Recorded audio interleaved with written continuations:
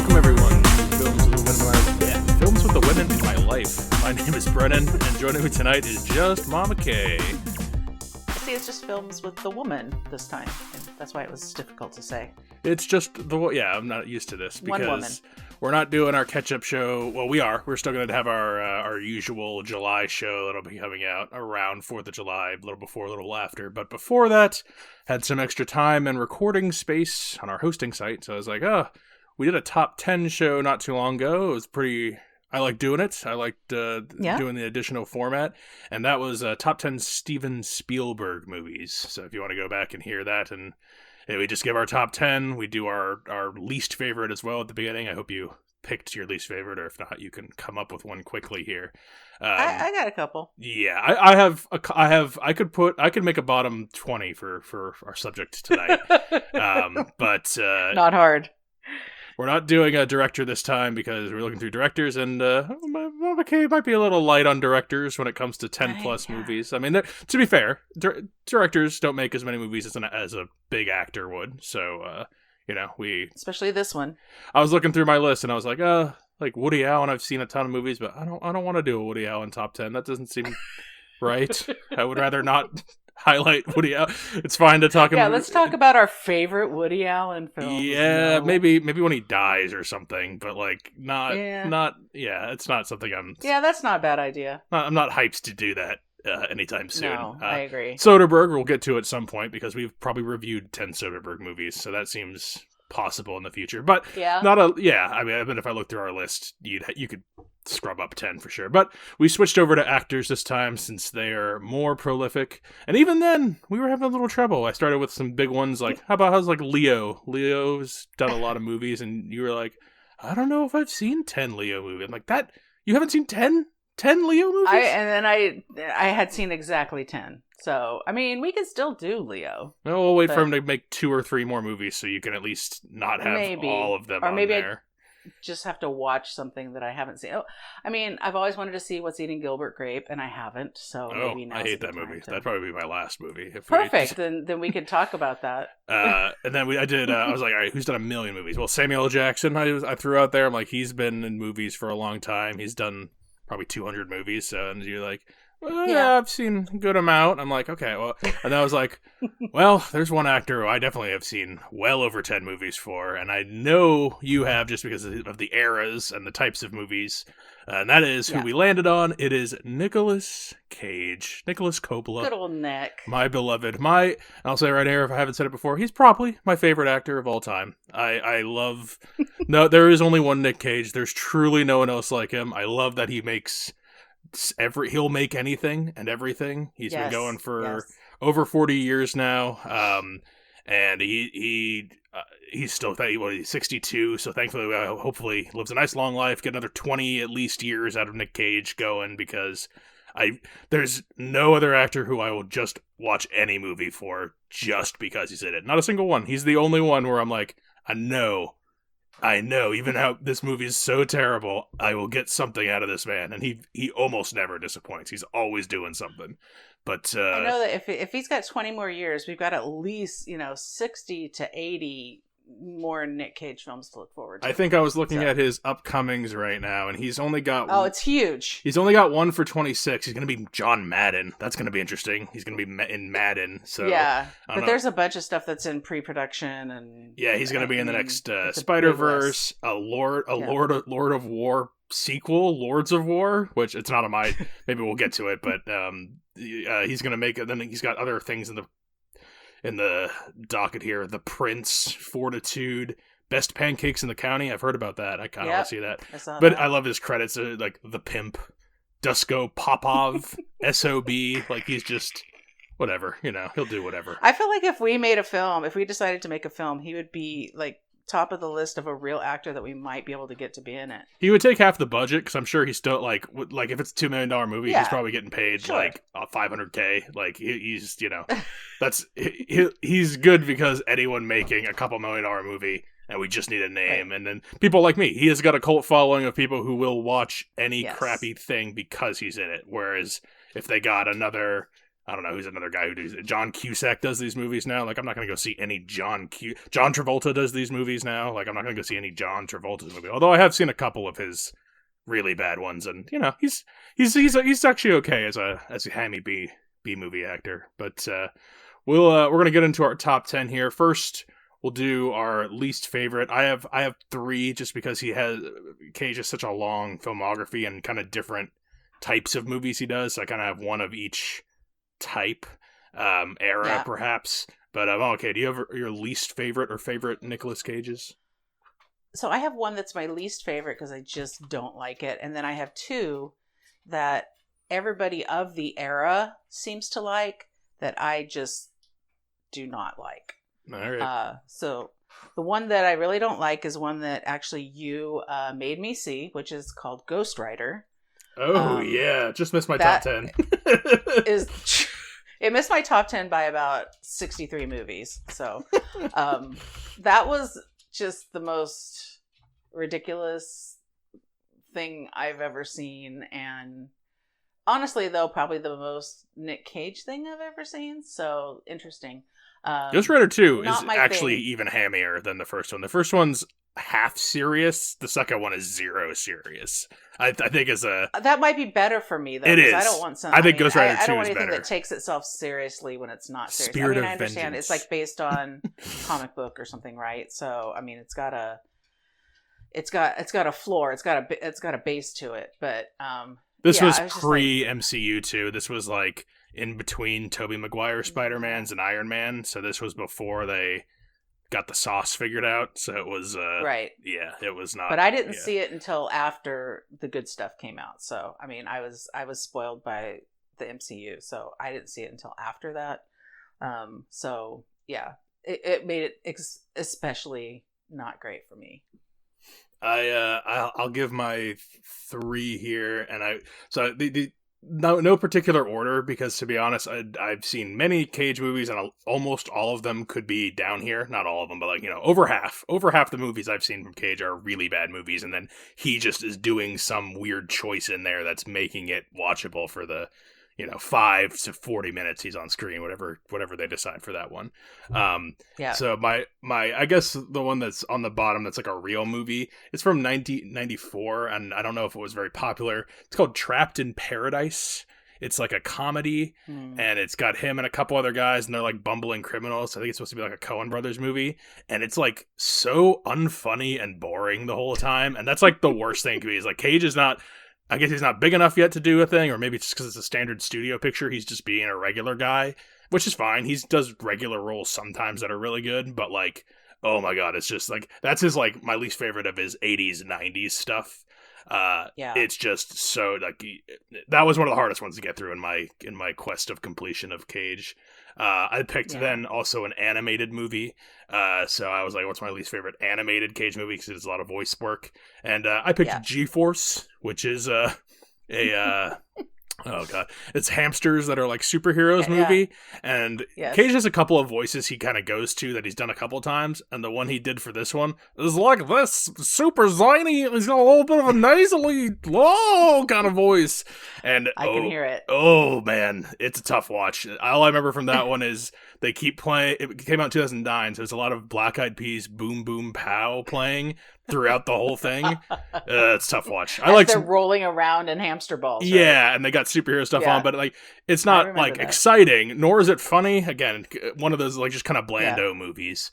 And then my least favorite, and this is his era of most notorious badness, I guess you would say. So that's like 2000, basically between the recession and COVID, basically between like 2008 and 2020, he mostly made direct to DVD or straight to streaming crap. He made like maybe 1 or 2 or 3 like quality known movies in there, but my least favorite of the bunch, just because it's got him, it's got Nicole Kidman, it's got Ben Mendelsohn, and the director is Joel Schumacher, which is hit or miss. But like a real studio guy. Like, this should be a successful thing. It's called Trespass. And Nicole Kidman and Nick Cage are in like a house, and they're like a wealthy couple, and Ben Mendelsohn and his goons bust in, and they like make him go to this other place to like do a stealing like heist job for him against his will kind of thing. And it's so boring. They made Nick Cage, what I keep saying his name. Cage, this is the straight man there, and Mendelsohn's the zany one, which Mendelsohn can be the zany one. But after the first, 10 or 15 minutes, it fizzles completely. Nicole Kidman's, stuck in the house, and she's trying to get away from the goons, but it's just, I gotta pick anything from that era, really.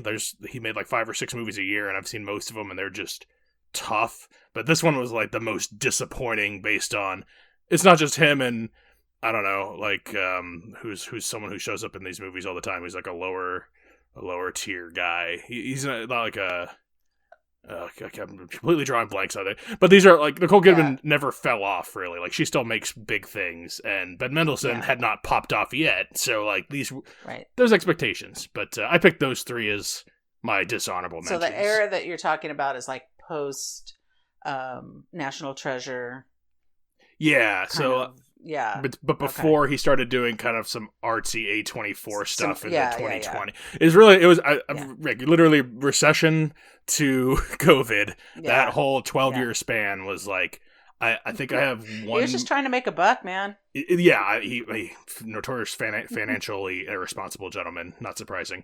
Yeah. But I think in my top 10, and then I even went down to a top 15 just to kind of add in a little extra backups in case, or I was trying to move my list around. I think one movie is made in that era. Everything else is from before that and a couple after that. So that it was a tough era. I don't think I have any. Well, I don't think anything's from that era. There are a couple, but again, there's a couple movies in there where his performance is amazing, but the movie is just so bad that I just couldn't. He's made this whole career. There's one in.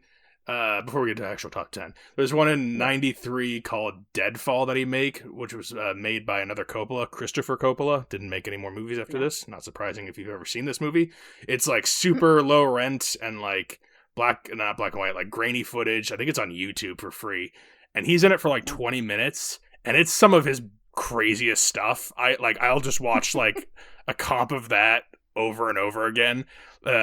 I always do the letterbox comments. One of my favorite ones was I was told that I had to this had to be seen to be believed, what Nick Cage does in this movie, and he said I've seen it and I still don't believe it because it's just it's actually indescribable. Unbelievable. Yeah, if he were in the whole thing, it would almost be redeemed entirely. But he's in a 15 minutes of that. But I've rambled a little bit on my Cage talk. Do you have any more on dishonorable mentions before we talk about the actual good ones? Yeah, so the 2 movies that people seem to like during certain parts of his career, the first is the beginning of his career, very beginning, is Valley Girl. And that is that gets such everybody feels so much about it. And I remember the time, and I was like, well, that was my time too. I remember that time, but I cannot stand that movie. And I do not like him in that movie particularly. It all first, I mean, it doesn't hold up, obviously. No, I've seen it. 45-year-old movie or a 40-year-old movie, whatever. But I just even remember when it came out, there were other things that I was more excited about seeing, including Karate Kid, which I can't really justify anymore as an adult. But big regrets there now that it's infiltrated your life. But if I could just not watch either of them, that'd be fine. But, I know exactly. There's a big Karate Kid movement in my home.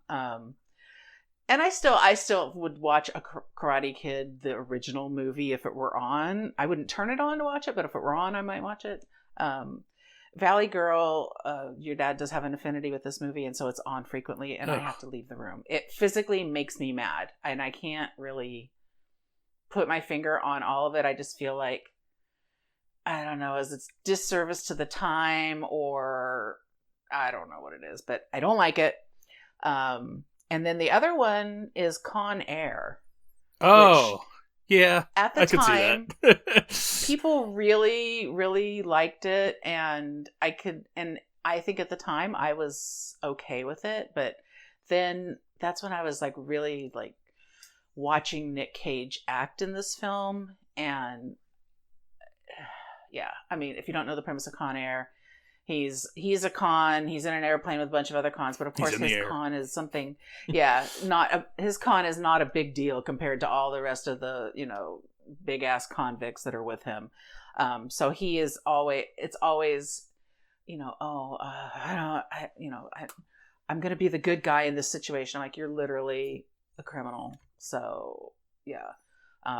And just, I can't watch that. Face Off also gets a little bit of a, I don't love that movie either. Might have to save that one. But Con Air, I don't love. Okay. I don't love Con Air. I think it's all right. There's some good moments in Con Air. There's a lot of hamminess from the other. It's got a lot of, who else is in that? I think Cusack's also in that one. Buscemi.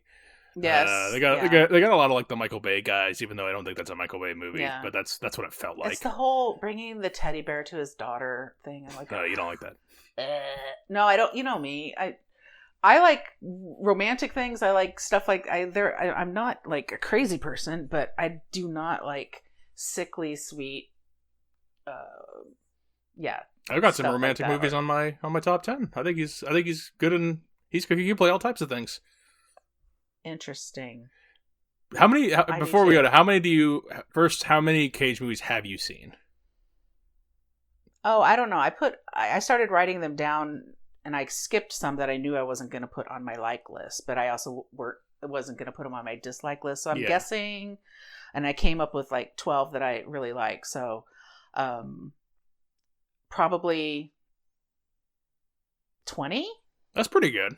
That's a good crop to pick from. 20, 25, something like that. So the some I just you've seen, but I don't even consider, and I'd have to look up and be like, oh yeah, I did see that, and it obviously. How much crossover do you think we're gonna have? I'm gonna guess at least 3, but I don't know if more than that. 1, 2, 3.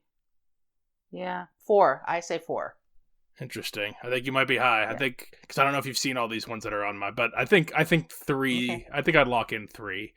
Okay. And then I had one other one. Oh yeah, the number I've seen. So like I was saying earlier, this is the actor I've seen the most movies of. I just saw another one the other day actually because it was. I always check periodically. I have my list of ones I haven't seen. I'm just constantly every month or so checking every streaming service I have. Check YouTube and just like. Did any of them just fall out of the sky and like show up? Because some of them are really hard to get to see. Like, there's one he made with Sam Jackson. That's like from the '90s, Amos and Andrew or something like that. Oh yeah, I haven't seen that. Andy. Amos and Andy. I haven't seen that, and that's never available in the U.S. It's always international, and like I can't. Interesting. You can't even like. I don't even think you could get the DVD here. Like I think it's like only international for some reason. There's a couple of weird ones like that. Although that's a bigger one that I'm like, how is this not available somewhere? But I've seen as of a couple of days ago 104 Nick Cage performances. So I had a big crop to choose from, and man, that one I said Amos and it like that might be the biggest one I haven't seen. So I've seen if you're like, oh, where's this one? I'm not missing from the top 10. I'm like, I've probably seen it, and I probably just didn't make the cut because I feel good about my top 10. I got 5 more honorable mentions at the end that I think are all worth mentioning, but a lot of them from a lot of newer ones actually just missed the list. But we'll start with number 10. Mama Kay, why don't you lead us off? Number 10 is a really hard one for me because as a movie, I think it's a great film, and I watched it a total of 1 time because it's such a hard watch for me, and that is Leaving Las Vegas. Yeah. That at the time, I mean, I know now there's films are a lot more graphic and there's a lot more violence, and I'm sure if I looked back on it now, it wouldn't seem as awful, but it was a hard watch for me, and I recognized at the time that it was a good movie, and he had a really good performance in it and was just fucking heartbreaking to watch. So that's my number 10. Yeah, no, I'll probably mention that in a minute here, and I have also only seen this 1 time because similar reasons. It is it is a tough watch. Yeah, even though you've seen so many movies that one still it's a tough watch. Really weird, right? What resonates for you? He her performance is really good in it too. Oh my Elizabeth Shue. Elizabeth Shue, yeah, like she's kind of half narrating parts of it too. Like so she's also really good in it, but it's got it's the only one of the zany Nick Cage performances where I'm watching, and he's still being zany because he's drunk half the time, 90% of the time, and it's not fun at all. Like because from the first 10 minutes, he's going there to kill himself drinking because he lost his job and he's getting divorced and all these other things. So you just and like it's just not gonna stop. Like you just know it's coming, and when it lasts 20 or 30 minutes, it's not. Which is crazy. It's pretty uncomfortable. It's worse than like Requiem for a Dream for me as far as watching people destroy themselves. They'll make movies like this, and Hollywood likes a happy ending generally, so that he's gonna have maybe it's gonna work out, and she's gonna be the one that pulls him out of it. I was kind of hoping to like an hour. At that one point in the movie where he's like, "You can't ask me to stop doing this," like. And then I was like, oh, no way. Whatever point that happened in the movie, I was like, all right, this is going to be bad. There's like there's like scenes towards the end where he's got the tremors coming in and he's like shaking in the bed, but he's still going. And like, I think she has sex with him one last time. And I'm like, this is just horrible. It's just awful to watch. Actually painful to watch, but it's very well done. And that's his only Oscar win, I think. He's got some other noms, but that was his... Oh. Yeah. And that might be that should probably be higher on my list, but I think because I have such a visceral reaction to it, I have a problem like giving it its due. It's definitely better than some of the other movies that I have on my list. So yeah, and I'm basing this on the whole movie, not just his performance. I'm taking that into account for some of these, and I might bump it up a little extra here or there. But for the most part, like these are truly my top 10 movies of his, and not just. And he's also either. Except for my number 10, which I'll say here in a second, he's the lead or second lead, however you want to look at it, in all of them. He's either the first or second guy in all of these movies. Right. So I'll just go right into my number 10, which is the only one where he's not the first or second guy. He's probably like the fifth guy. I don't know, really. And it's also, I think, it's also my only animated movie, and that's Spider-Man Into the Spider-Verse, where he is Spider-Noir. I really like these movies, but I don't love them like I think a slightly younger demographic does. Like, I think of people 5, 7, 10 years younger than me, like, love these Spider-Verse movies. And I like them. I think they're really good. I think they're really well done. They're so unique. Music's amazing in them. I like that Miles Morales kid. More in the first one than the second one. I'm a little iffy with him on the second one, and I'd see the third one to kind of see how it all shakes out.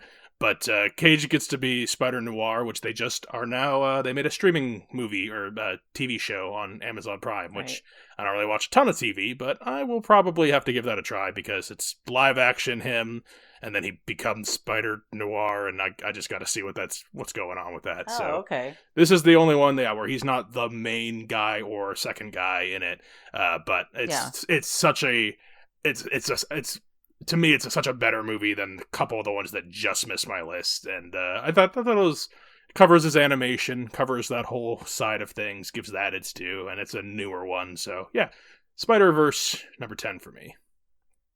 Yeah. What's your number 9? Oh, you're number 9. We go back and forth. Oh, I'm going to do number 9. Number 9 is a more recent, considering what's on my list for sure. It's more recent. It's Pig. Oh, Pig. Yes.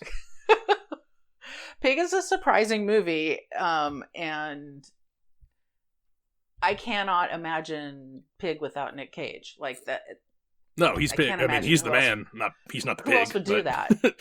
No, right, but no, I wasn't surprised by the movie, but it was more like, it's a crapshoot for me with a Nick Cage movie, right? Yeah, I mean, it's a newer one, too. So, like, you see the trailer and it's shot kind of action-y. Like, it's like, right. Someone took my pig. Who took my pig? Right. And it shows, like, the 2 scenes where there's any action in the movie because it's a very slow drama. It's not an action movie at all. Right. And so it shows that in the trailer, and you're like, oh, it's just another one of those coming out now. But then you see it, and you're like, holy shit, this is like an emotional different drama. Yeah. Right. I'm like, is this going to be, pigs versus everyone? Or is it going to be Farmville? What is this movie going to be? And then it's nothing. It's neither one of those. So, yeah, I enjoyed that film. for him, especially. I think that was Jess's number 2 movie of that year, because it was like a kind of a lighter year. That's but I think Jess, so surprising. I mean, one's just not surprising. But like, True. yeah, That's that true. I think that was in the runner-up that year for movie of the year, just because her and I Yeah. had Pig so highly rated, and I think Yeah. everyone saw that too. I think all 4 of us see it. That's one that like kind of. Any adult could probably watch that and think it's at least a good movie, if not really Right. resonant movie. So yeah, Pig number 9 Yeah. for you, and number 9 I won't talk about too much because it's Leaving Las Vegas. It's just one spot higher for me, Okay. but I have all the same things to say. In that one time was enough. I'm glad to hear that. I really thought it was something No, about me. no, Like, it's tough. There's Okay. it's just not fun, really fun. It's just like it is so good, but like there are plenty of those movies where like it's so good, and I never want to see Schindler's List again. So Right, like, but right. like that's a really true. good movie. So like I think we might have Right. even said that in our Spielberg thing. I'm like, I've seen Yeah, it we once. did. And then I never want to watch that And then I'm again. good. It's Yeah. I won't spend any more time on it because I already gave my thoughts a second Yeah. ago. So yeah, Leaving Las Vegas number 9 for me. So you might be right. Maybe we will reach more than 3 crossover because we already have one. Did you think I'd have Leaving Las Vegas on mine? I did, but I wasn't. Oh, I didn't okay. know if Pig was going to be on there. But I mean, I haven't said Okay. if that's going to be on mine later or not. We can Well, maybe those were get two that. of the ones. Those are two of the ones that I thought. No, Pig wasn't on. Pig wasn't one of the ones that I Oh, thought. all right. We'll have to see. So, We'll might go, be even your more. number 8 then. There My- might be a higher well, my one on the number- list. That's My number 8 is not on your list for sure. It's probably a mid '90s movie, Wind Talkers. Yeah, 2002, I think. I've seen Wind Talkers. Maybe. Oh yeah, you're right. It's 2002. I think it was filmed right before World Trade Center situation, and so they didn't release it until much later. The movie World Trade but- Center with Nick Cage. It came out in 2006. No, not that. No, I know. No, not the movie. The actual. You're right. There is a movie. Yeah. But no, the actual. Wind Talkers for me is interesting because it's a story that hadn't been told before. So it's if you don't know, I'm sure you've seen it, but For the audience, I it's- think most people have not seen Wind Talkers. It's not Okay. test of time movie per se. Like I don't think people talk Yeah. about it anymore. No, and I think it didn't come out the way that they wanted it to, just because of the time situation that happened with it. But it's about World War II and the Navajo code talkers that helped win the war, basically. And there are things about that when I saw the movie. I've seen it a couple times, and so I've looked at some information about it. Ironically, it was filmed at like the Naval Air Station right near where I grew up. So that was like, oh, this is interesting for me. I like to have a little bit of, something that's kind of cool for that. But then also apparently Nick Cage learned to talk Navajo for that movie. And I'm Puts like, the work in. learning a friggin' language that's, only spoken by a small handful of people in the world. That's method. So, and the movie itself was fine. There was nothing spectacular about the movie. World War II movie, it played like that. But I like the bend on it, and I like the fact that the story was getting out there. I remember it being pretty standard action movie stuff where like there's like Yeah. a couple of main characters, and then like Nick Cage is like a reluctant guy, but he's on their side and like helps them out. And then like there's a bunch of people obviously in the platoon who are like derogatory to the native people. So like you can already see the story laid out there. They gotta save each other's asses a few times so they can work together to solve the problems. It's a good movie. I definitely in the top half of the 104 I've seen from Cage. Yay! But yeah, Go Wind Talkers. Wind Talkers is solid. Number 8 for me is a Spike Jonze movie. Big fan of Spike Jonze and his films. It's not my favorite Spike Jonze movie because I like almost all of them a lot, but I've seen it a couple times. Nick Cage has a dual role in that. He plays the writer Charlie Kaufman as well as his fictional twin brother Donald Kaufman in the movie Adaptation, which is a kind of hard to explain movie. He plays It's a hard to watch movie. Yeah, I mean, I don't expect it to be on most people's. I think it's a good movie in the way that a Spike Jonze or a Charlie Kaufman movie is a good movie. In that it's for like 10 people and like no one else is gonna want to watch it. But like It's not hard to watch like Leaving Las Vegas. It's just no. hard to, It's hard to follow like and care for me, it's hard to care about. Yeah, I can see that. That's a valid criticism. But like people don't know, Charlie Coffin's also a writer director. He's made Schenectady, New York. He made Eternal Sunshine. That's got to be his biggest movie he's written. He wrote that movie. He didn't direct it. He's what other ones? There's one with like puppets that he made in like the 2010s that I really like. It's just like a girl's. Oh, Anomalisa. I love that movie. Anomalisa is so good. That movie wrecked me. But yeah, so he's makes these weird, quiet, soft, really existential kind of people, and so he's playing him with like writer's block, and he's also following Meryl Streep's in it, and a couple other people that are like bigger are in it, and he's like trying to write a story, but he's also following these people doing these nefarious things, and he's trying to like weave it into a story he's writing, and his fictional brother's only there. Like, I don't know if only he can see him, or if he's really in the movie, or if it's like a ghost to him or something. So like there's a lot of scenes where like it's like something a little wacky will be happening, and then you'll find out, oh, it's just him writing potential scenes and endings. There's like a whole plot with this rare flower. It's hot. Like, as I'm describing it, I'm like, I can see why this is not a wide audience kind of movie. He did get nominated. He did get nominated for an Academy Award for this one, which I mean, it's a hard role to play. And I think if you've ever seen a Charlie Kaufman interview, he's definitely playing him up a little bit, but not that much. Like, he's definitely that kind of a weird guy. But yeah, adaptation, strange movie, but one of the more interesting ones to me, and like as a whole thing, like I feel like it's one that you go back to, and if you care to, you'll get more things out of it. Right. So adaptation, my number. Layers. It's very layered. It's very ogre-like. Number 7 for you. Okay. Number 7 is a guilty pleasure. I got a few of those. I have a few of those that are higher, but this is the first one that we're going to run into, and it's the Sean Connery, The Rock. Oh, yeah. That movie's okay. I love that movie. It's so fun to watch. It's good for a Michael Bay movie. I'll give it that. It is good. Yeah. It's a top 5 Michael Bay movie for sure. Yeah, it's an early Michael Bay movie, so he wasn't quite as bombastic as he is now, I guess. Yeah, I love watching that movie. I feel cold when they're in the ocean around Alcatraz, getting ready to visit this fall to the actual Alcatraz island. So very fun. I might have to watch it again just to prep, just in case I get stuck. Mm-hmm. Ed Harris traps you, or whatever happens in that movie. Yeah, I like Ed Harris when he's a nice guy in a movie. But he plays a lot of bad dudes, right? Yeah, I mean, he's a good guy sometimes, but I think he plays more villains, and I think his villain roles he does too. Are more memorable. Like the ones that, when I say Ed Harris immediately, I think of Truman Show, I think of History of Violence. He's bad guys in those, so I don't know. Yeah. He's mostly a bad guy. But when I see him, I still don't feel a discomfort of the badness. I feel comfort of a good guy, and then all of a sudden, like, he's a bad guy. I keep forgetting this. So I'm just realizing now we're going to end up doing Liam Neeson movies at some point.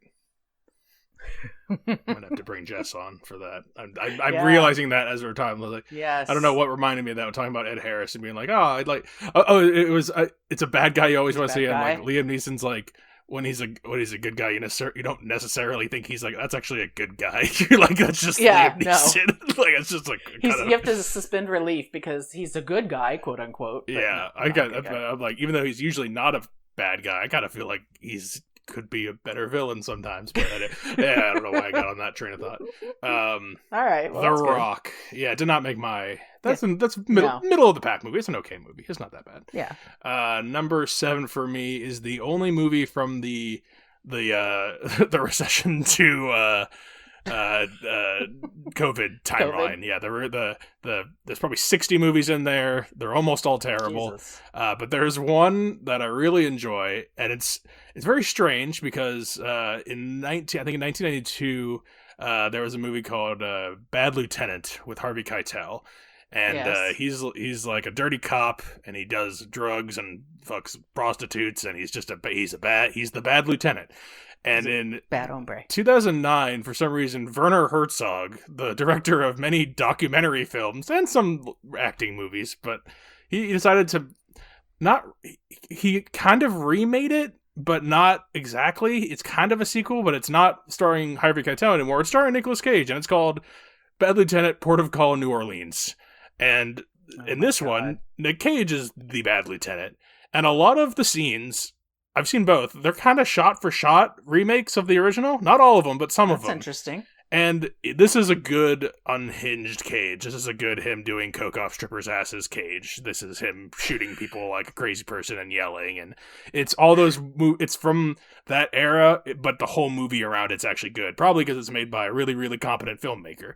And even stranger, afterwards, Werner Herzog has done like interviews asking him like the influence of the original Bad Lieutenant. He claims he's never seen it or heard of it. He's like, I know nothing of that. This was an original idea. And like, no, it clearly wasn't, Werner. It clearly wasn't. Did you even see the title of your film, dude? It's like, you called it Bad Lieutenant. There's plenty of shots in here that are the same. He's in like a church scene. There's like, it's the same, some of the same stuff, but that's hilarious. But Werner just straight face. I've never seen that. I don't know anything about. So like, I'm German. It's a really, if you're looking for that zany, crazy, manic, violent Cage of that era, I would say this is the best of that bunch to go to. Because again, not wide released, not known by many people or talked about really, but I think it's head and shoulders above a lot of those other ones from that era. So yeah. Bad Lieutenant, Port of Call, New Orleans. What a terrible title. Really bad. A movie that shouldn't work at all. Like you go in thinking it's going to be another one of those, but then you look at the score and it's like 86% on Rotten Tomatoes with the critics, and you're like, what? That seems impossible. And then Werner Herzog, maybe, and then you watch him like, it's actually a really good movie. And if there was no bad, I think it's better than the original Bad Lieutenant. I like it more. The first Bad Lieutenant's a little rough around the edges. It's just a little. It's like what's a good example? It's like Evil Dead and Evil Dead 2, where Evil Dead's the same movie as Evil Dead 2, but like Evil Dead 2's cleaned up and nicer, and it got some of the tone better, and so Evil Dead 2's most people say is better, and I agree. It's kind of like that, where like they kind of is that the Werner Herzog Evil Dead 2? Yeah, exactly. I've never seen What is Evil Dead. I do not know. This is the original story. Get out of here, Werner. What if he's he might just be an American. It's all an act. It's a long con. He's not even. Oh yeah, yeah. Why not? Werner Herzog. What a name. Number six for you. Yeah. Yeah, and I was just I was commenting on the length of a movie name being not fun. And my number 6 is the unbearable weight of massive talent. Good pick. With him and Pedro Pascal. Yes. And I'm laughing talking about it because what part are you thinking of first when they're driving? Yeah. Near the ocean, right before, I don't know what, something crazy happens with the Jeep or whatever that they're driving in. But I mean, I could probably think of a bunch of different ones, but having somebody who can hold their own against Nick Cage's zaniness and have it being Pedro Pascal, which I didn't have the expectation for, not known as like a comedy actor, No. So I was just like kind of blown away at how much fun that movie was, and how well I actually now pretend in my life that they are totally best friends that go on adventures together. So. I really like that movie, and it didn't make it. It didn't make my top 10. What? It's not on there. It's in those 5 honorable mention movies, like number 3, I think, in my honorable mentions. Because dang. Well, I really like that. One of the ones I had on for us to have the same either, so that's okay. I think it's just slightly not as good as the premise, because the premise is so good, and Nick Cage is like himself, and him as himself is great, and then he has to go to a rich guy's house, and then the rich guy's Pedro Pascal, who I think is really good. I think he's like, I haven't really seen him turn in bad performances yet. He's not in that part of his career, perhaps. But I it's funny, it's good. It almost made it. It's just something. There's something not. It's not quite as there as some of the other ones I have on here. You might have to watch it again. I think I've only seen it once, so maybe it appreciate on a second watch. Yeah, But, it might be your Napoleon Dynamite for me, because that's how I was with Napoleon. that's true. I didn't love that one. The most famous or common example for most people is Big Lebowski. Most people don't like Big Lebowski on the first watch because it's so confusing. But then once you know what's going to happen and you watch it again, you can appreciate all of the jokes, and they're so good. Like that's maybe it's like that. But well, I would put them in the same. Yeah, maybe on a rewatch. But number 6 for me.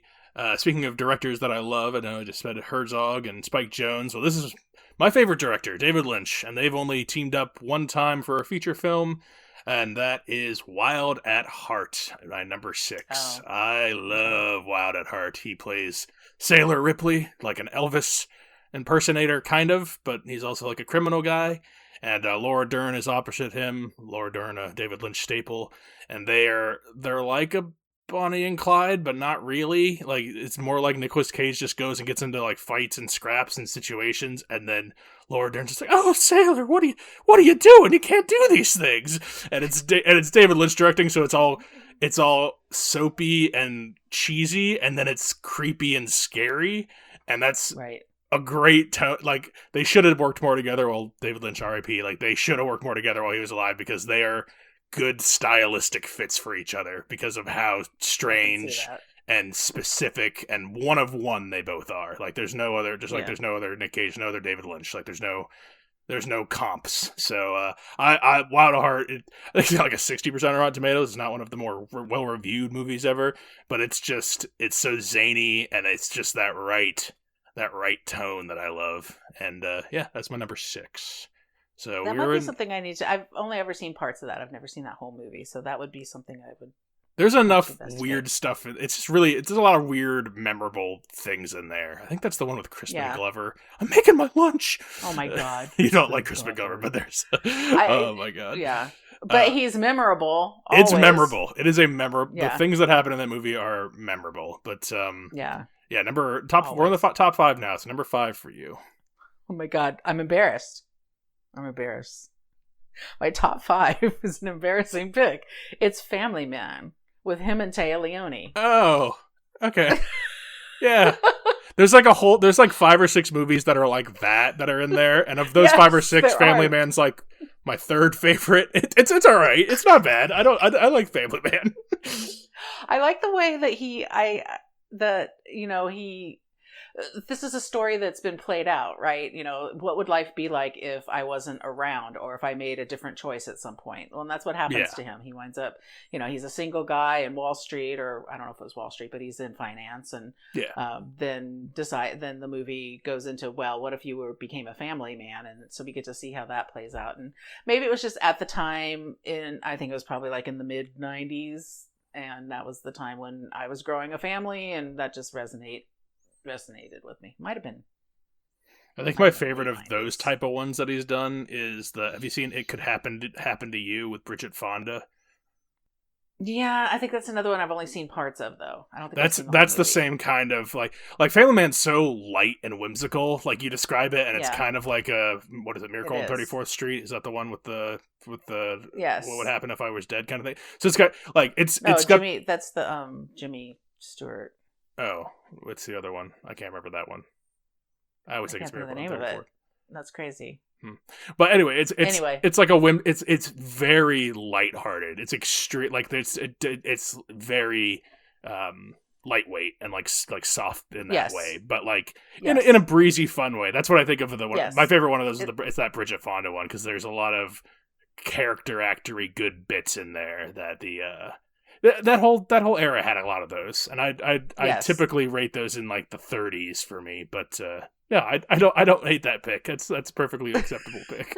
I hate that it's 5. I mean, some of the ones I talked about were much better than that. But okay, number 5 for me, and it's been mentioned once more disparagingly, but it's Face Off. I really like Face Off. No! I hadn't seen Face Off all the way through until maybe 3-4 years ago. I'd seen parts on TV, and like, I just thought it was like another bad dad movie, and like I watched it all the way through, and it's pretty great. I really enjoy Face Off. It's him. The acting in it though it's pretty terrible. Hard. Oh, it's so bad. Yeah, but I mean, again, it's Travolta and Cage. These are two guys who are the bad chew up actors. the scenery. I look for their bad acting. Travolta's another one who, like, I won't watch anything he's in, but like his crappy acting's pretty nice. You ever see that? What is the one? Look Who's Talking? No, he's a crime boss. It's like Gotti. Gotti. Nicole and I still make Gotti jokes. We got the 5 boroughs that makes a fist. He should we still make Gotti like some of his really bad choices. But this is actually a good movie. I think this is actually a good movie, despite its horribly over the top acting. And I guess if anyone haven't seen Face Off, John Travolta's the straight man in quotes, and he's like a cop, and Nick Cage is the evil crazy villain, Castor Troy, and his brother is do you remember his brother? It's Alessandro Nivola before he was more modern. Yeah, he plays like this nebbish dweeby guy because he's a great actor and can play all types of things. But that's a really old one for him. Then it's one of his earliest roles, I think. It was because I watched it a couple years ago. I was like, that guy's familiar. I'm like, and I looked at him, like, holy shit. Yeah. He became like hunky not leading man, but like he became like a bigger like heartthrobby kind of guy more often nowadays. Yeah. But it's the two of them. It's cat and mouse for like first 15-20 minutes. And then it's the 90s, but like they have this technology where they can go into like a surgery and swap their faces and make it exactly like the other one. So then for the rest of the movie, John Travolta's playing Nick Cage's character. Nick Cage is playing John Travolta's character. So Nick Cage becomes the straight man, and John Travolta becomes the zany guy for the majority of the movie. And it's like, all you have to do is suspend that little bit of disbelief that they can exactly switch their faces. And for the rest of the movie, these two actors are playing like each other quite enjoyably. Like, you can tell they're trying to be each other in like a mocking way almost, and it's very, very enjoyable. I think Face Off is actually kind of it has like 4 endings, so it's like 2.5 hours, and the last half hour is like it just keeps not ending when it has endings. But right. I mean that was common for a big budget 90s movie. But I like Face Off. Of those kind of the Con Airs and the Rocks and those kind of movies, this is my favorite one of those movies. Okay. Number 4 for you. No. Number 4 for me, Coen Brothers, Raising Arizona. Another one that just missed my top 10. Oh, I was betting on you having that one. Yeah, I think it's my number 11. Yeah, it just missed it. It's like it's the earliest Coen Brothers for me, and so odd and weird and groundbreaking at the time. And it was one of those first movies where it was enjoyable actually to talk to people who'd seen it, and they were like, I hate this movie. I don't know what it's about. It's the dumbest thing I've ever seen.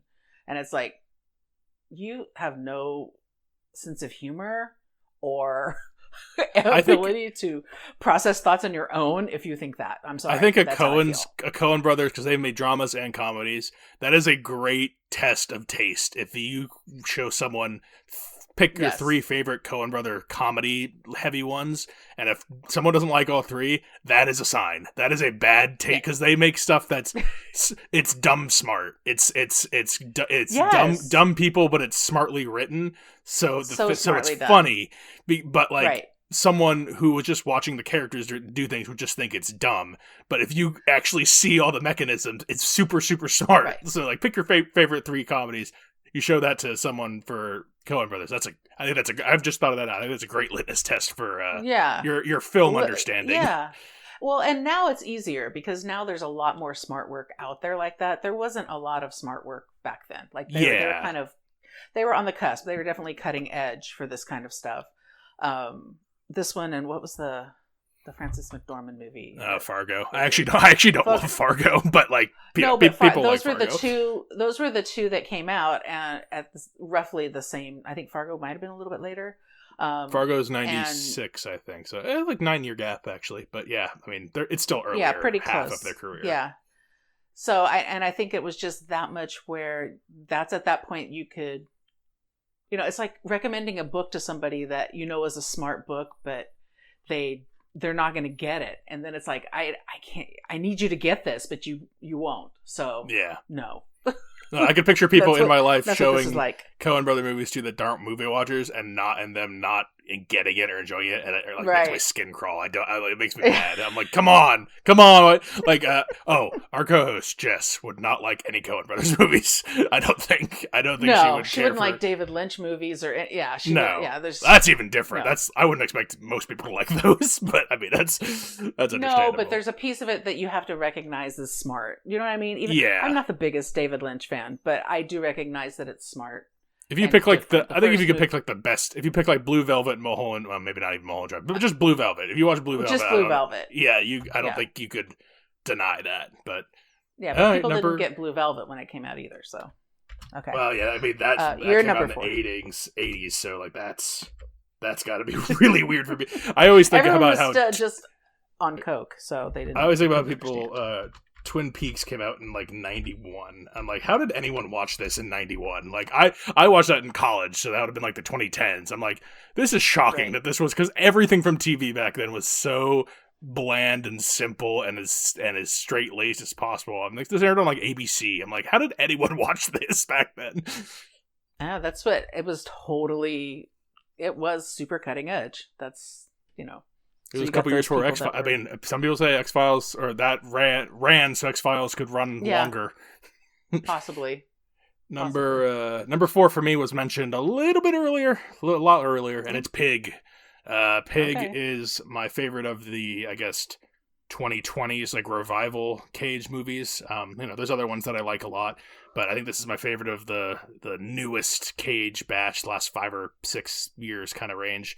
And yeah, just a really, really good drama. I'm crying in the ending, one of the ending scenes where we find out, he gets the final confrontation for the pig against the guy he's been trying to find, who's responsible for stealing his truffle hunting pig. He's an old chef. He's who left the world because he was disgusted by the modern food critics and the over the top presentations, and it's not authentic. Right. And there's the scene that makes me cry with him finding out the pig's fate with the guy. But also there's a scene in there where he sits down with like one of his old proteges, and he runs like an upscale hipster restaurant, and it's got like this like smoke dish, and it's got in a big like what's the thing that goes over the thing that goes over the top of food? I can't remember. The cloche. The cloche, like he takes this glass cloche off, and all this smoke billows out. He takes away. He's like, "It's all right." And then like sits down with the guy and undresses him about like how disappointed he is and what he's chosen to do. It's just a really good drama movie, not a revenge. Not the revenge movie you would think of when you think of a Nick Cage revenge movie, but one of his best. Right. Yeah, agreed. Number 3 for you. We're in top 3 now. Big ones. I think we're in the top 3. I think we have crossover coming. Number 3, I don't know if it's going to start here, but it's the sequel. It's National Treasure Book of Secrets. Oh, okay. That one did not make my top. The sequel did not. It's very good. I still like it quite a bit. With Ed Harris as the bad guy. Ed Harris is the bad guy. Yeah, once again. Only because I dig the franchise, and as we were just watching it recently, and I was like, they could have just gone on with this. Like, there could have been a number 3. There could have been a number 4. I would watch the shit out of these. These are fun to watch. They give you a little tiny, education if you aren't up on American history too. So, Why this second one must have not made enough money, because there's no reason not to just make this a Fast and Furious level. Like, just keep making them. They don't, because they're not. It's not like a real thing that they're doing. Like, it's heightened. Obviously, there's some accurate things, but like there's no. What is that? What happens? There's like an Incan gold city, but it's in Mount Rushmore for some reason, and not in like South America or Mexico. Like, I know that there are I know there are Native American temples in North America that are like hidden and kind of less known, but like this is crazy. They both have some leaps, but Book of Secrets really instead of stealing decoration, now he's kidnapping the president at where is that's my favorite part of it. And who's the president now? George Washington's Bruce Greenwood, who's the president half the time. Yeah. I like that part of it, actually. My least favorite part is when they're looking for Cibola. Like, I get bored. It's too much. Cibola? Cibola is the place where the gold is being kept. That's what they call it. I don't care Cibola. for a lot of the Europe stuff in that one. There's a couple good scenes in there, but I actually once I get to the present stuff they pick up, and I like the end with the Gold City, and that's this where Ed Harris is. But yeah, maybe they couldn't. I mean, there's the whole relationship between him and her and Riley, and maybe that's just like something that they felt like, because you do have to have a good group of people. Well, actually, you don't. Indiana Jones did not keep a group. Like, he was pretty much going on his own. No, and you know, the bad guys were in trouble if you were with him at the end, because did not usually end up well. Usually some sort of supernatural bad thing happened to you. So, face melting. Yeah. Face melting. Okay. Aging, aliens suck up, whatever it is. Brains. Number 3. So yeah, it didn't make my tops just because I had other things to represent, but I would watch that movie anytime it's on. So perfectly fine pick. My top 3 are really solid 3. Like, these could all be like, I don't know if they're really 5-star movies except for this one. The other 2 are it's more just I love them. But my number 3 is Moonstruck. I really like Moonstruck, and I think it's probably the best actual movie on my list.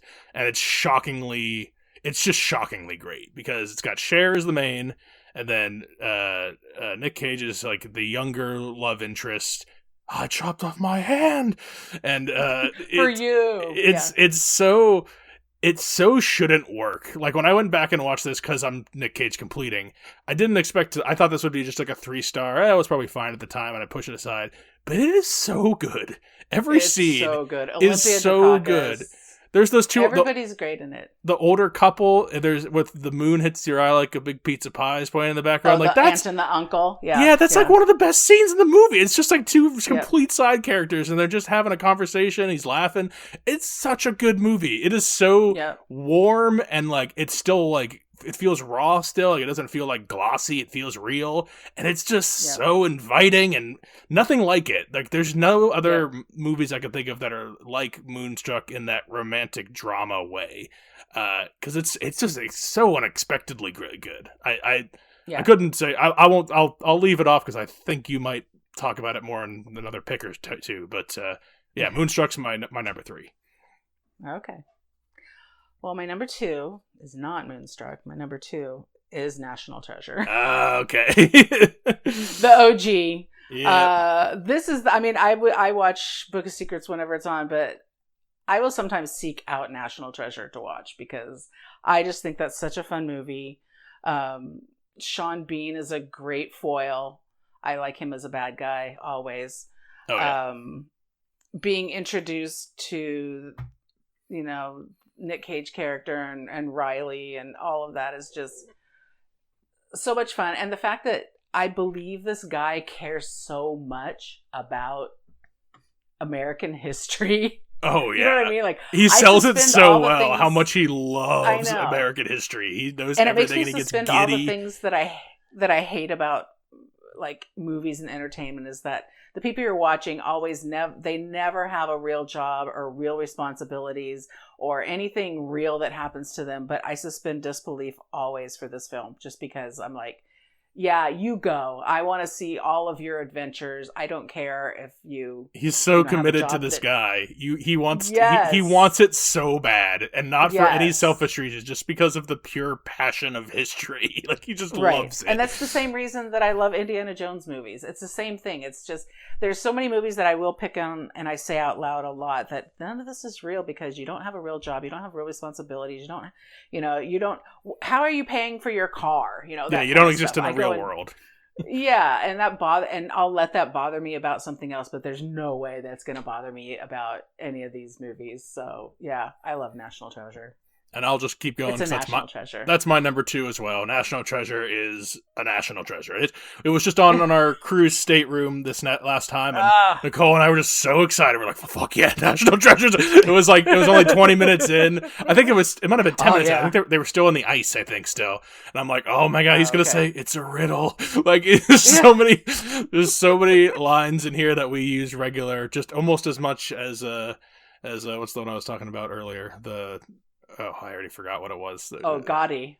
Gotti, yeah. Gotti. Again, not Yeah. a Cage movie, but yeah, Yeah. it's so many good, like, it's Just another clue. it's just another clue. We do that. We do that all the time. There's no, the last time this was here, it was being signed. It was such a, he's so like dramatic about it. That's the corniest line that it is. It is. It's so corny. I don't know why, and it worked. I don't know why it worked, because this is a movie that has things that you get hung up on, and it's a movie that has things that I get hung up on all the time too, and it just doesn't matter in this one for some reason. And the side performances are all dedicated, man. Yeah, like Riley's a funny little second guy. I think this Diane is Kruger's Diane great Kruger's best She's role, perfect. maybe. Well, Inglourious Bastards, but this is up there, and like everyone's just right for their little John Voight as the annoying older dad. Oh, when he's horrified when he finds out the declarations on his kitchen table. Oh, what have you done? Oh my god, it just hits. It's another one of those, like, it shouldn't work. It rocks that time. I don't know. Right. I looked at the score. It has like a 47% with critics, and they have no heart. They're heartless. I get it from a pure critic's perspective, but like there's just Harvey no way. Harvey Keitel, he's just like a complete throwaway guy, and there's just no way you can watch this and tell me you don't feel it. Like, I just don't believe you. It's so real. 4th of July's coming, and it's going to be all over the place. So wait.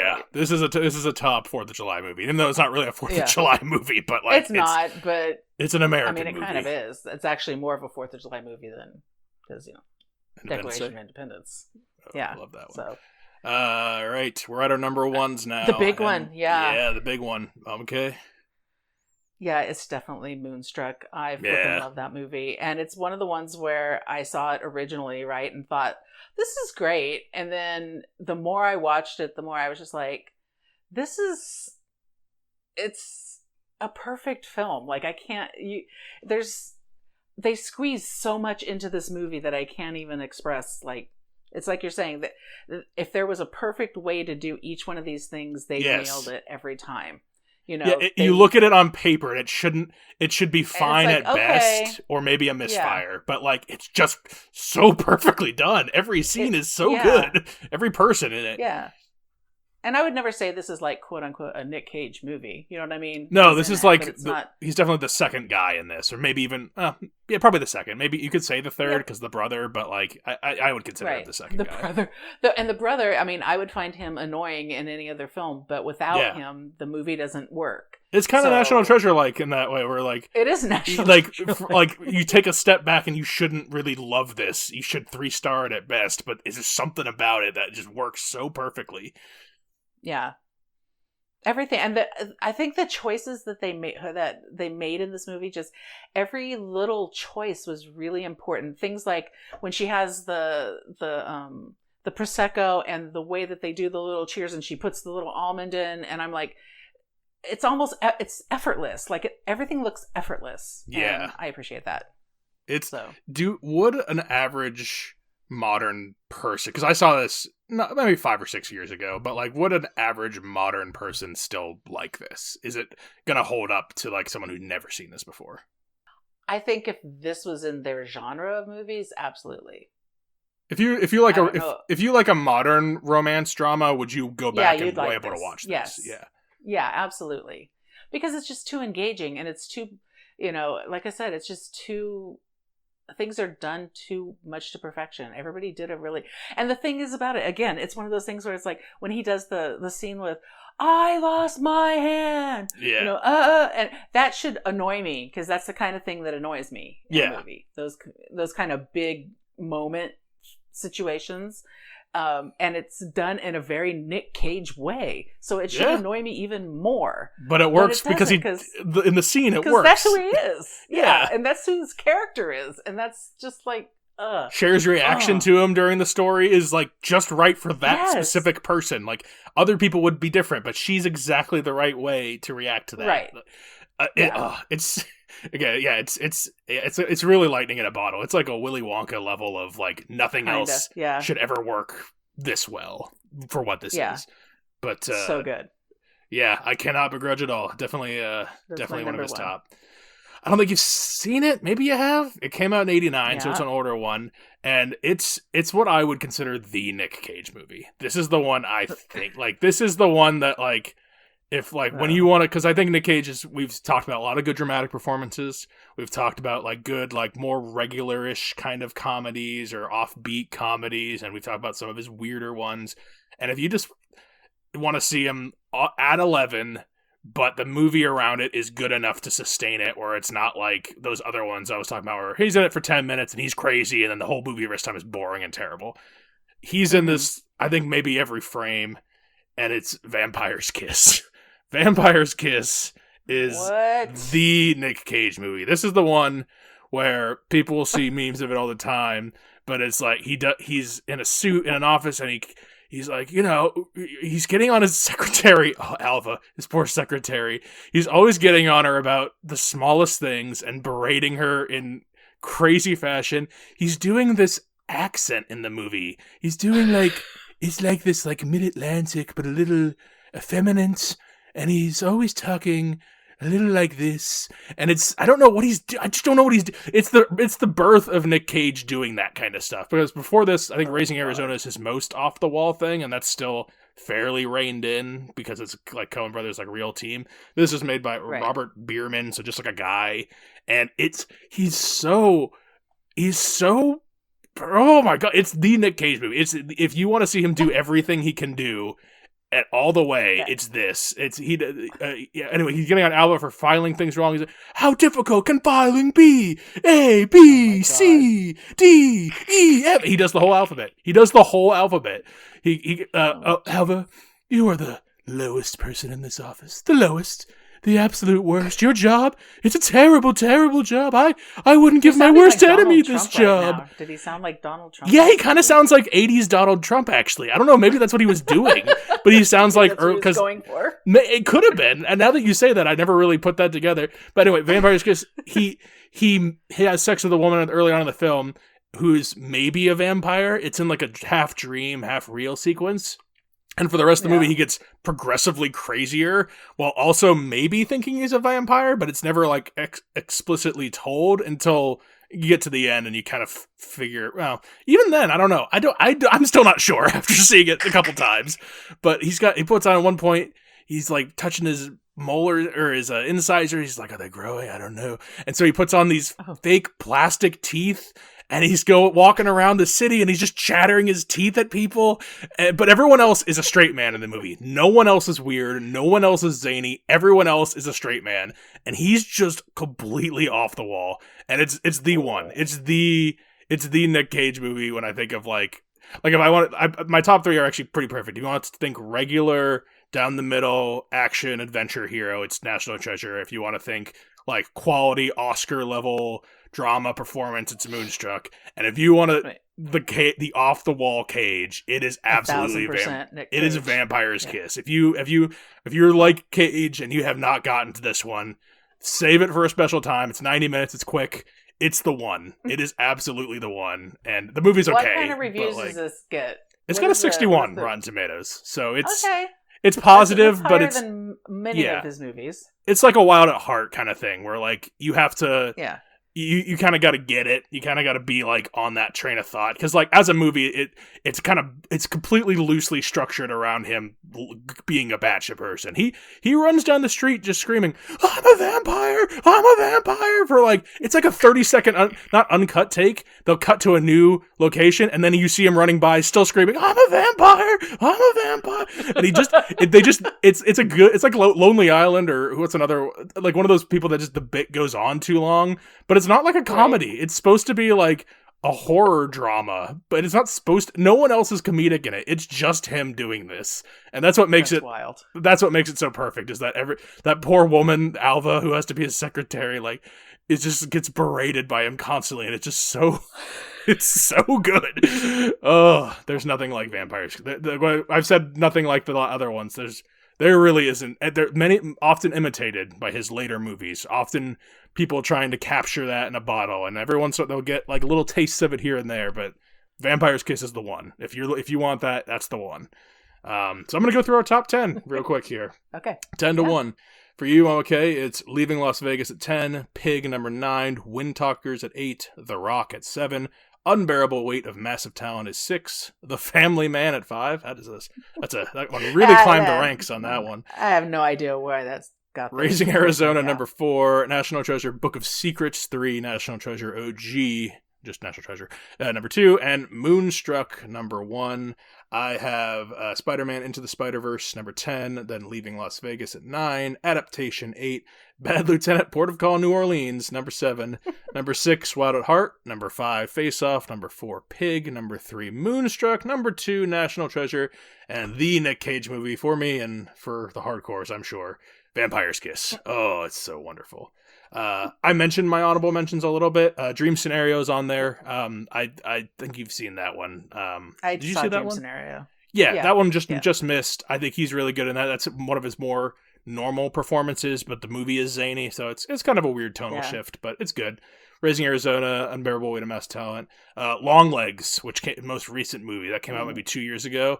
He's Long Legs in that, but he's only in it for 5 or 10 minutes, and that's a movie that I don't ever talk about because it's one that I like quite a bit. It's like a 3.5 star movie, but it's one where if you don't like it, I'll get kind of mad because you should. Like, a regular person should like this, but it's kind of slow, and it's kind of a thinky kind of thing. So, like, I could see myself being like, you don't get it, and then defending it like it's a 5-star movie, but it's not. It's like a 3.5 star movie. So I don't ever talk about it. I'm just never going to talk about Long Legs because I'm going to go too hard on someone for not liking it. Get mad about it. Yeah, and you should like, people are like, I don't get it. It's not scary. He's like a pale guy, and like, the ending doesn't make any, like, I could feel my blood boiling now. So I leave Long Legs alone. And then Between Worlds, which is part of that terrible stretch. It's a 2018 movie, and that you'll know, Mama K, is, my brother says it all the time, it's the Oops, They're Dead movie. It's oh god. It's the movie where Nick, I have watched that one too. Oh, so, you've seen Between Worlds? The same time. Yeah, that was the same time I watched Ghost Rider at your house. So we watched 2 of those. That's what it was. Yeah. Oops, They're dead. Yeah, he's like this bumbling guy at a gas station, and he pisses off some woman, and I can't remember, he's being a dick to this woman. This woman's like, well, he tells him off, and she's like, oh yeah, you feel bad now? This is my family. And he shows a little picture in his wallet, and you just, made fun of them or whatever. And she's like, oh, I'm sorry, I didn't know. And he goes, oh, oops, they're dead. In the most ridiculous way ever. Yeah, and he like flails his lips and his wallet around in her face, and it's just the movie's not great, but like he's doing that guy in it, so it's got merit. It's a little David Lynchy. I definitely think they're definitely kind of knock off Lynchy and some stuff later on in it, but it's not up there up to snuff, but it's worth a mention. Do you have any other ones you wanted to mention that have not already been talked about? I don't think so. I mean, there was some that happened at the same time as it was like when he was in his mellow stage. So it was like Guarding Tess with Shirley MacLaine, where she's the first lady, and he has to, that's what I'm saying. And then there's Honeymoon in Vegas, which was a huge like difference between don't think you're seeing Honeymoon in Vegas and see Leaving Las Vegas, because very, very different tones. Different tones. But Honeymoon in Vegas, there are quotes we have from that, like, the Flying Elvis's Utah chapter, and he's done a couple Vegas movies. But I think about it, it's not a good. It's just I think Sarah Jessica Parker is in it. It's like a 2.5 star kind of. It's got some okay parts, but as a whole, it doesn't really work. Yeah. So those are the other 2 that I had written down here. So. All right. Well, I won't go through the other 80 movies I've seen from him because that seems not hopeful. But Nick Cage in the books. I mean, I don't have a lot of reason to revisit this list just because there's not much more for me to see. And I mean, except for whatever the newest things he does, which I'm sure we'll just talk about on the regular show. So we'll save those. And next person we'll do in a few months or whenever we have time or space on the thing, or we'll if you have someone that you think's in a lot of stuff or directed a lot of stuff or someone prolific, You can let us know if there's someone specific you're looking for. But yeah, we was looking through directors, and it's just not. It's hard to get more than 10, and then you don't want exactly 10. You want like at least like 15 or 20 to something to work with, you know. You want to be able to choose. Yeah, there's a bad one in the bunch, so you want to be able to do that. Yeah, something that, you want to, I would say if you have at least 15 is kind of the minimum, over 20 is preferred kind of thing. So I don't think there's any other actors where I've seen 100 movies from them, but definitely ones I've seen 30, 40 movies. So we have other options, and we'll get to them in the future, but we'll do our regular episode. It should be coming out to you next week, about a week from now. So if you have things to recommend to us, Films with the Women in My Life on Facebook, reach out to me on Instagram. I'm Brennan_podhost. Email the show filmswiththewomen@gmail.com, and you can find us on YouTube. Just search Films with the Women in My Life. Click the bell and the subscribe and the thumb. Ding! Give it a thumb. All the sounds, all the buttons. Thank you, Mama Kay, for this Nick Cage-a-thon. You're welcome. You're welcome. He can do so many different voices. Oh my god, I just saw the one I just saw the whole time. What the hell was it called? Gunslingers. It came out last year. Gunslingers. And it's just terrible. And the whole time, he's doing this voice, and he's a preacher, and he talks like this the whole time. I'm just like, oh my god. He's by far the best part of that horribly boring movie. It has it's the bit where there's 9 production companies at the beginning. 9. Every time you're like, you think it's going to start the movie, and it's just another production company loaded. And then the first actual shot is an AI generated shot of New York in like 1903. Like it's so badly AI that like you know it immediately. It doesn't even look right at all. It looks like that cartoony like 2021 AI, and I'm just like, it's not CGI. You can tell it's not even that. No. It is absolutely 100% like that. Like when people were making those like short Wes Anderson like trailers in like 2021, it looks like like that, but like even a little bit worse. And I'm just like, oh my! You have 9 production companies, and this is the best you could do for the opening shot of your movie. I miss the Wes Anderson shorts. Okay. If you finish his filmography, we can do a Wes Anderson top 10. I'm saying the shorts that everybody was doing. I miss seeing those on TikTok and Reels. Maybe they'll come back around. But I know. I'd love that. Thank you, Mom, for being on. Till next time. All right. Till next time, this is Brennan signing off, saying thanks for listening and enjoy your movies. Thanks for listening to Films with the Women in My Life. If you enjoyed being a listener in our life, please rate and subscribe on Apple Podcasts or on your favorite podcast app. Keep up with the latest from the show on Instagram at Brennan_podhost, on Facebook at Films with the Women in My Life, and on Twitter at FilmsWomenPod. Finally, you can email the show with questions and suggestions at filmswiththewomen@gmail.com. Original music for the show was created by Ian Burke and Chris Iwanek. Original artwork created by Nicole D'Alessio. This show is produced by Brennan Snyder. Thank you again for listening, and enjoy your movies.